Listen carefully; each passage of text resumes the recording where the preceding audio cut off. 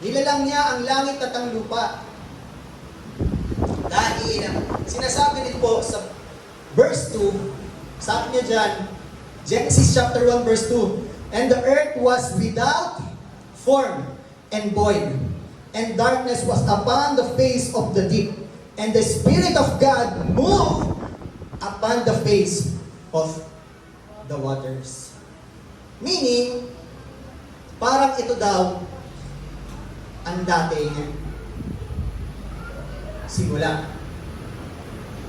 Walang muka, wala lahat, empty. Tama po ba? Ganyan daw ang dating bago lalangin ng Diyos itong nangyari sa atin. Kaya nga, bumabalot tayo sa saan? Sa kadiliman. Bumabalot ang mundo sa kadiliman. Empty pa siya. Pero, nung ang Diyos nagsimula na, eto na ang nangyari. Nagkaroon na ng day 1, day 2, day 3, day 4, day 5, day 6. Ito na ang lahat na ginawa ng Diyos sa 6 days. Merong earth, space, time, and light sa day 1. At day 2, atmosphere. Day 3, dry land and plants. Day 4, sun, moon, and stars. And day 5, sea and flying creatures. And then, day 6, land, animals, and man. Ito yung ginawa ng Diyos. 6 days niya lang ginawa yan. Tama po ba? Nandiyan pa po ba kayo? Pero, gusto ko po idiin dito yung sinasabing day 4. Kasi alam na natin lahat yan eh. Pero yung sinasabing day 4, na ito po yun. Na sinasabi sa day 4, sabi dyan, God made two great lights, the greater light to govern the day, and the lesser light to govern the night. He also made the stars. Ngayon, gusto ko pong i-elaborate dito, i-point out kung ano po ba yung sinasabing dito na nagkaroon na merong iba pang mga ginawa ang Diyos. Hindi lang sa mundong ito. Dahil, ito po kasi yan. Meron po tayong Milky Way. Alam niyo po ba yung Milky Way Galaxy? Taas ang kamay ng alam ang Milky Way Galaxy. Diba? Meron pong mga stars na ginawa ang Diyos. Ito siya. Ito yung Milky Way Galaxy. Nakita nyo? Ganyan ang Milky Way Galaxy.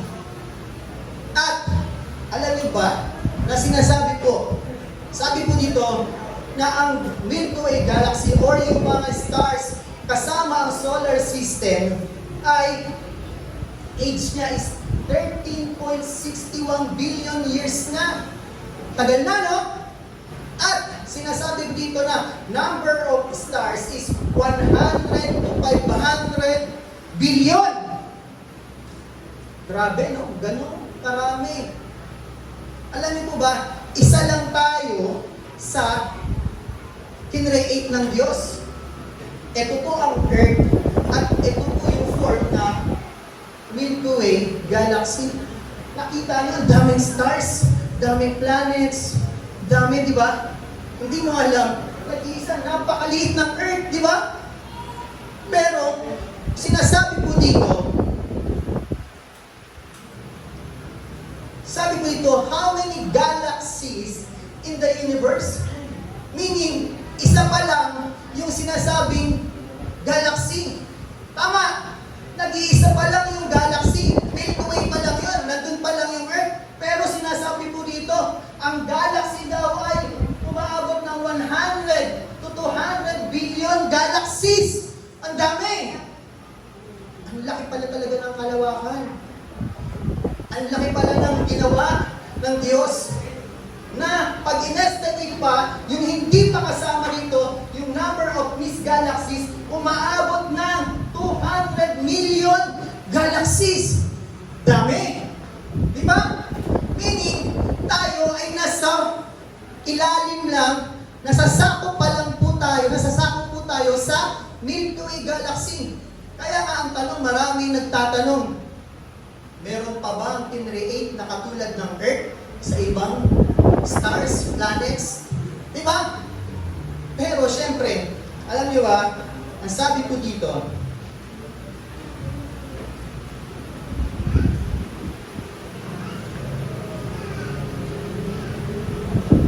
nasabi po sa Deuteronomy chapter 29 verse 29, nasabi po dito, may mga bagay na sadyang inilihim ng Diyos nating si Yahweh. Ngunit ipinahayag niya ang kautosang ito upang sundin natin at ng ating mga anak magpakailanman. Meaning, pagpapansinin natin sa Deuteronomy chapter 29 verse 29, merong mga secret, merong mga lihim na ginawa ang Diyos na hindi na inihayag. Ang binigay na lang ng Diyos para sa atin, yung kautusan niya. Tama po ba? Na sinasabi po dito sa Deuteronomy chapter 29 verse 29 na may mga bagay na sadyang inilihim ng Diyos nating si Yahweh. Ngunit ipinahayag niya ang kautusang ito upang sundin natin at ng ating mga anak magpakailanman. Meaning, kung papansinin mo, pag lagi kang, lalo na pag sa gabi, at talagang tirik na tirik yung buwan, makikita mo yung mga stars, kalawakan, ang dami, no?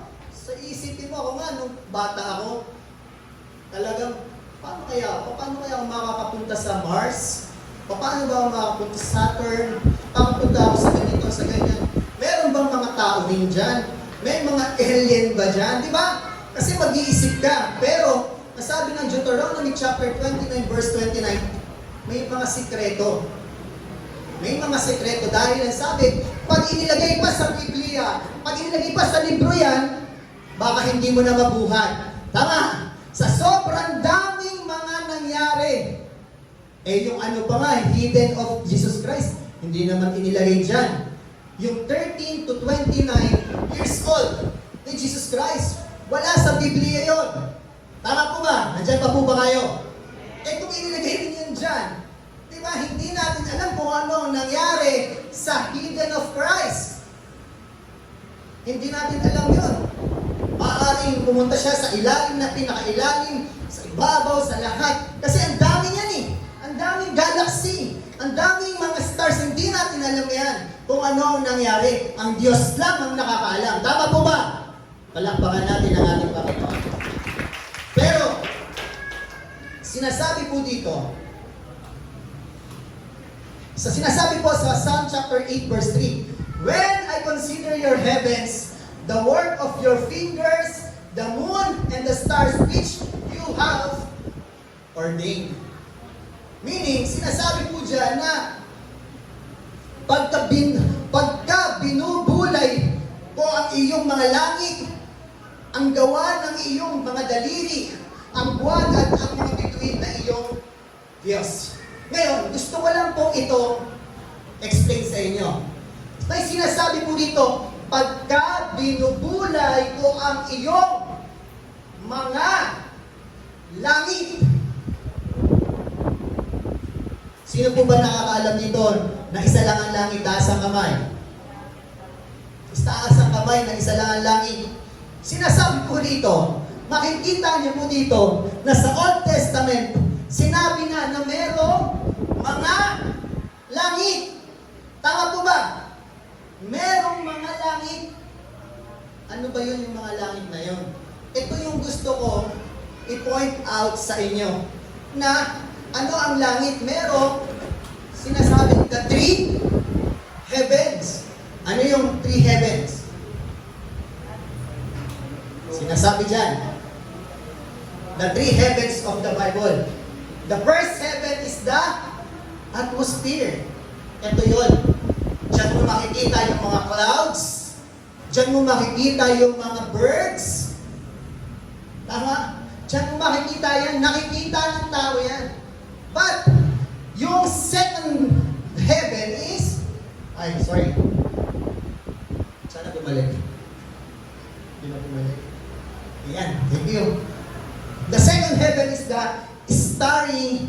space. Meaning, yung mga maraming stars, diba, nasa kalawakan, yung second heaven, nandiyan yung mga stars, nandiyan yung solar system, nandiyan yung moon, nandiyan yung sun. Tama po ba?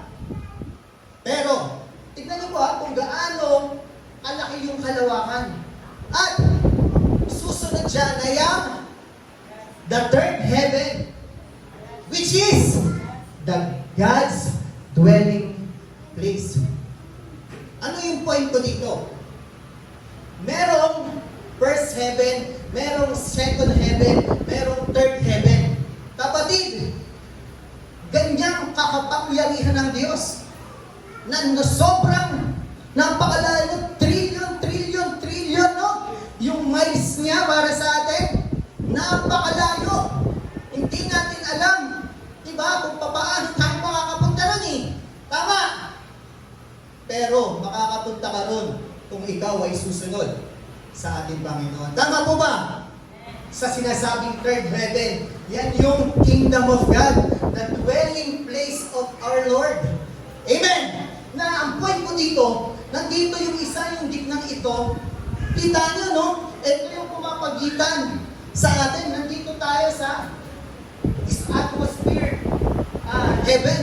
Pero nandito tayo, ito yung kalagitnaan, ito yung gitna, yung sinasabing kalawakan. Nandiyan yung mga stars. Napakalaki yan.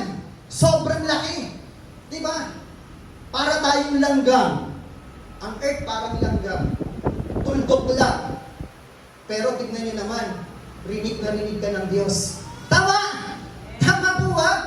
Tingnan nyo naman, bawat pray mo, bawat hinunain mo, bawat anong sabihin mo, narinig tayo ng Diyos. Ganoon ang power ni Lord. Amen po ba?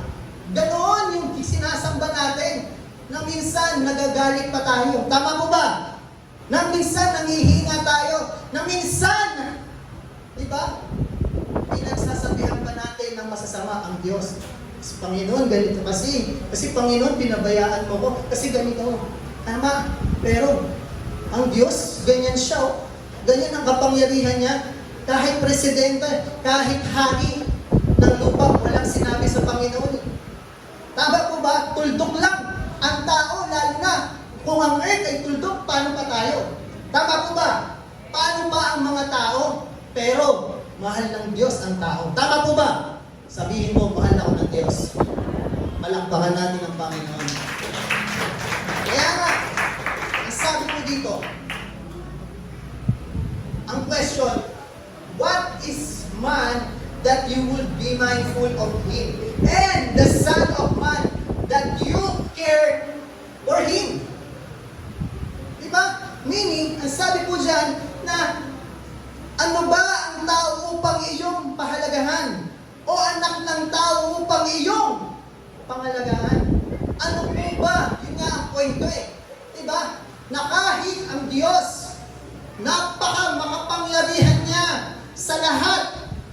Napakalaki niyang tao, kaya nga ang earth, tungtungan niya lang ito ng paa eh. Tama?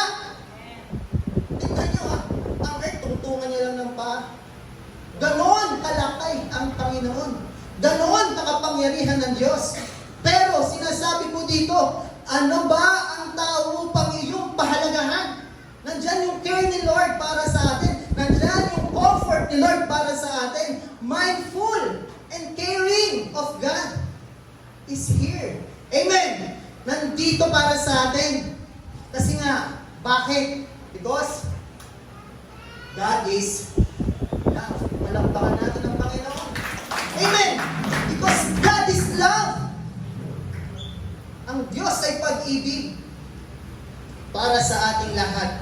Sabi niya po sa 1 John chapter 4, verse 16, nalalaman natin tayo iniibig ng Diyos at lubos tayong nananalig sa katotohanan ito. Ang Diyos ay pag-ibig. Ang nagpapatuloy na umiibig ay nananatili sa Diyos at ang Diyos ay nananatili rin sa Kanya.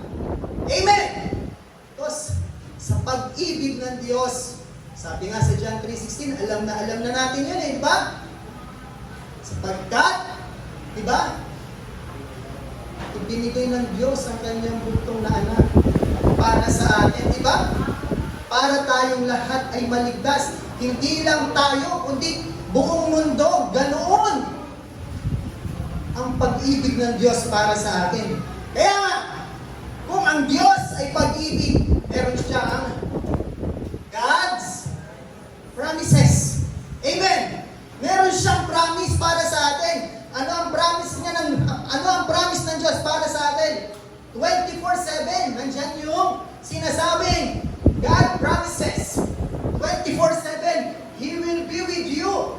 He will protect you. He will strengthen you. He will answer you. He will provide for you. He will give you peace. He will always love you. Palakpakan natin ang Panginoon. Yan yung promise ni Lord para sa atin. Nandiyan pa po ba kayo? Na laging, kaya nga, Lord, grabe ka, no? Kahit napakalayo mo, kahit nandiyan ka sa dwelling place, kahit napakalayo mo, sobrang layo mo, nandyan pa rin ang pag-ibig mo sa amin. Nandyan pa rin yung guidance mo para sa amin. Nandyan pa rin ang protection mo para sa amin. Diba? Kaya nga, kapatid, yung sinasabing nilikha ng Diyos, kapatid, grabe yun. Hahayaan mo ba yun? Kakalimutan mo ba yun? Isa ka, isa ako, tayong lahat na nandito, mapalad ka. Amen? Mapalad tayong lahat kasi nasasakop tayo. Saan? Sa pagpapala ng Diyos. Palakpakan natin ang ating Panginoon. Pero, alam niyo ba, ang pinakamahalaga na promise ni Lord para sa atin, yung gift of God, alam niyo po kung ano? Ito yon, grace. Tama! Yung grace, ito yung gift ni Lord para sa atin. Yung grace of God, which is our Lord Jesus Christ. Amen! Yan yung gift. Yan yung special gift ni Lord para sa atin. Nung si Jesus Christ ay pinako sa krus at tinubos ang lahat ng ating mga kasalanan at bumuhos sa lupa ang kanyang dugo. Nagkaroon ng grace of God, nagkaroon ng freedom, at tayong lahat ay lumaya, at tayong lahat ay tinubos sa lahat ng ating kasalanan. Palakpakan natin ang ating yan ang grace of God. Kaya, pag meron ka ng grace of God, na sinasabi ko, sa Ephesians chapter 2 verse 8 to 9, ang sabi ko dito, sapagkat sa biyaya kayo'y nangaligtas sa pamamagitan ng pananampalataya, at ito'y hindi sa inyong sarili, ito'y kaloob ng Diyos. Na ang sinasabi ko dito, hindi sa pamamagitan ng mga gawa, upang ang sino man ay huwag magmapuri. Meaning, kapatid, yung grace of God, hindi sa ating mga good works. Kapatid, this is gift. Regalo ito ng Diyos para sa atin dahil mapagmahal ang Diyos. Tama po ba? Dahil God is love, binigyan niya tayo ng regalo. Diba? Sa sobrang pagmamahal ng Diyos, ang ibinigay niyang regalo sa atin, walang iba, ang kanyang bugtong na anak. Grabe yan, di ba?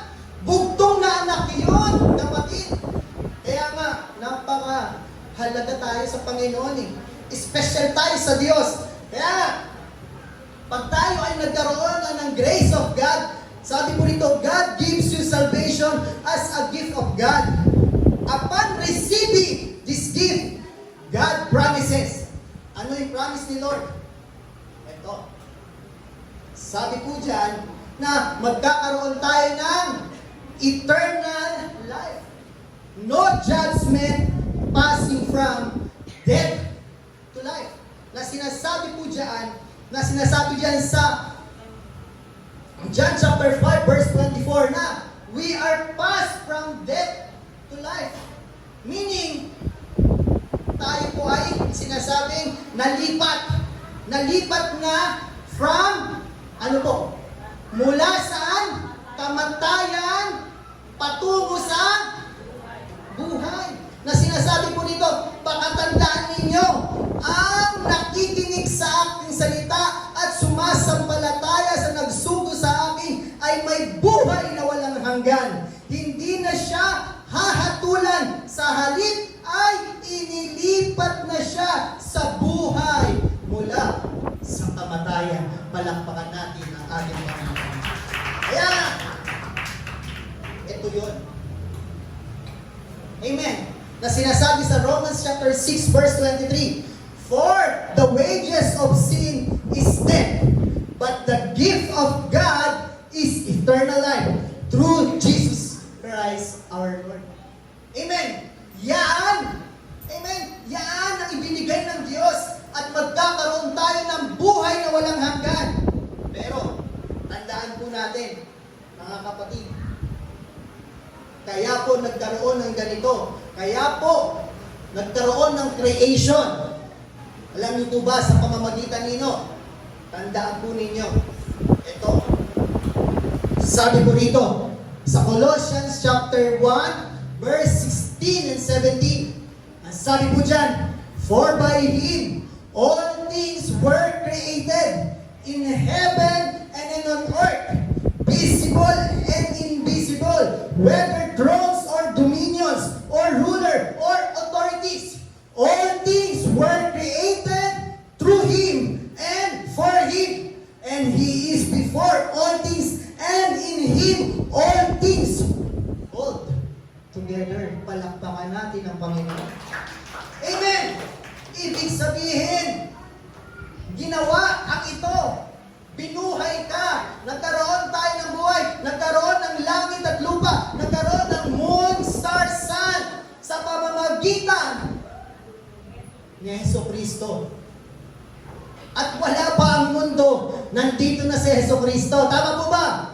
Espaktitos, sabi sa John chapter 1 verse 1, siya ang Verbo. Amen! Siya ang Verbo na nagtatawang tao. Alam niyo po ba, yung ginagawa ang sanlibutan, kinecreate ng Diyos ang sanlibutan, nandun din siya. Nandun din ang Holy Spirit. Kaya nga, alam niyo, minsan nagtatanong ka, bakit ganun? Totoo ba na ang Diyos, si Jesus Christ, ang Holy Spirit ay isa? Kaya sa mga susunod na araw, pag-aaralan po natin yung sinasabing Christ titling. Gusto niyo po pag-aralan natin yung Christ titling? Napag-aralan na po ba ninyo? Narinig niyo na po ba ang topic ng Christ titling? Taas ang kamay na napag-aralan na. Kasi marami pong pangalan si Jesus Christ. Yung Christ titling, siya po ay Alpha and Omega. Tinawag din po siya, I am. Marami, tinawag siyang God, Lord. Ang dami pong pangalan na ibinigay na nakasulat sa Biblia. Kaya minsan nagtataka ka. Diba? Kaya nga po, bibigyan natin ng daan kung paano natin yung mga doctrines natin, beliefs natin, yung stand natin, para maintindihan po natin kung ano ba talaga si Jesus Christ. Bakit natin siya sinasamba? Gusto niyo po ba yun? Palakpakan natin ang ating Panginoon. Kaya nga, ang ating Panginoon, siya talaga. Diba? Kung wala si Jesus Christ, kung wala ang anak ng Diyos, kung wala ang Alpha at Omega, kapatid, walang sanlibutan. Tama? Kaya nga, sabi po, sa John chapter 1 verse 3, ang sabi po dito, all things were created by Him. And apart from Him, not one thing was created that has been created. Kay Jesus Christ lang po yun. Amen? Si Jesus Christ, siya ang dahilan bakit nagkaroon ng sanlibutan. Palakpakan natin ang Panginoon. Kaya, tama, kapatid, tama ang sinasamba natin. Tama po ba? Tama po kung bakit tayo nandito. Dahil kay Jesus Christ. Tama, ang purpose natin, manampalataya kay Jesus Christ. Tama po ba? Manampalataya tayo ng buo sa ating Panginoon. At alam niyo po ba, bless ka, sabihin mo, mapalad ako. Sabihin mo, mapalad ako. Bakit ka mapalad? Dahil, sabi po dyan, you are loved and you are chosen. Palakpakan natin ang Panginoon. Sabi po dyan sa Ephesians chapter 1 verse 4, bago palikhain ang sanlibutan. Sabi po dito Ephesians chapter 1 verse 4, bago palikhain ang sanlibutan, pinili na niya tayo upang maging Kanya sa pamamagitan ng ating pakikipag-isa kay Kristo, upang tayo'y maging banal at walang kapintasan sa harap niya dahil sa pag-ibig ng Diyos. Palakpakan natin ang ating Panginoon. Amen! Kaya nga, you are loved and you are chosen. Pinili ka ng Diyos, pinili ako ng Diyos, pinili tayo ng Diyos para magsama-sama sa ikaluluwalhati at pagpupuri at pagsamba sa walang iba ang ating Panginoong Hesus Kristo.